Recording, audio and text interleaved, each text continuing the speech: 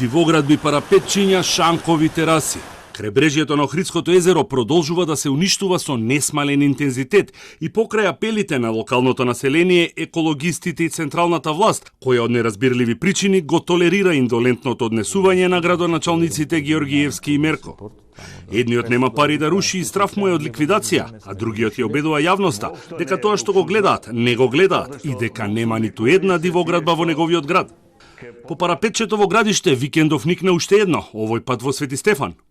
Со тешка механизација на самата плажа работници долеваа бетон во она што ќе биде ѕид и граничник на тераса кој некој одлучил да биде негова.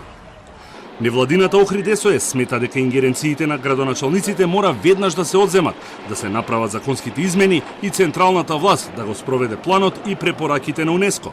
Ова што се случува со Охрид е тотално безвластие, заробена држава, буквално слика на заробена држава, корумпирана, каде што не функционира ни една институција, буквално.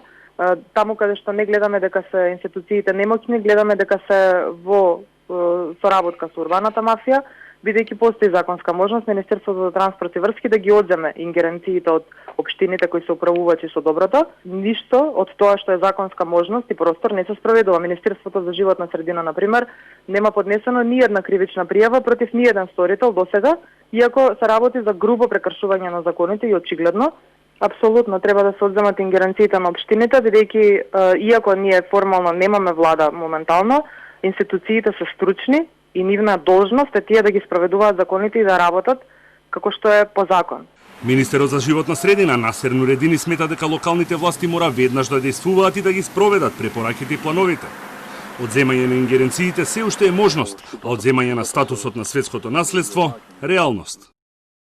We need to consider maybe that the government institutions, the ones that are involved in this, such as the Ministry of Transport, Culture and Environment, maybe need to step up and support the local municipalities to execute the plans. We don't want to take away the authority from the local municipalities because we believe that they're the ones that should be executing this. However, though, yes, we should maybe step up. They can request our help. We can get the state inspectors to be more involved, together with the local inspectors, in identifying and executing this plan. Let's be very honest and maybe use the football terminology here. They've already given us a yellow card. And if we don't act, we're going to get a second yellow card, and we know what's going to happen with the status then. So we need to act. Пред судските инстанции десетина години наназад се водат спорови од жители на Пештани и Охрид кои се сопственици на парцели во автокампот Градиште, чиј сопственик стана локалниот бизнисмен Бошко Иловски. Нејасно е како локалната па и централната власт замижуваат пред сите градежни зафати кои се вршат со години наназад во автокампот, спротивно на законите кои тие ги донеле, а според кои не смее да се помрне ниту камче од плажата додека трае постапката за денационализација. Според официјалните документи со кои располага Телма, во Охрид има 409 дивоградби регистрирани во заштитниот крајбрежен појас. Градоначалникот Георгиевски почна со рушење на една во Влашка Маала, далеко од езерото. Градоначалникот Мерко пак се уште одбива да состави листа на дивоградби.